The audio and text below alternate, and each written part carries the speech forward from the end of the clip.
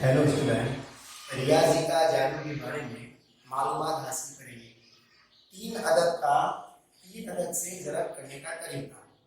अब इसके अंदर 101 से लेकर 109 तक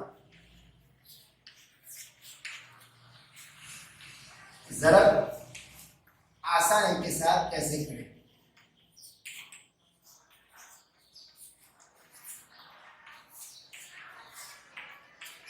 अब मैं एक अदद देता हूं 105 ज़रब 107।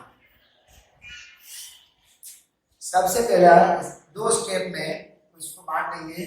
7 को 5 से ज़रब करेंगे। 7 का पहला 5 तक, 7 पंचे 33, हम 33 लिख लेंगे। एक स्टेप पूरा हुआ। दूसरा स्टेप है, ये ऊपर वाली जो अदद है 105, इसके अंदर 7 जमा करेंगे। 105 में 7 जमा करेंगे तो 106, 7, 8, 9, 10, 11 और 12, 112 लिखेंगे। 11,233 इसका जवाब।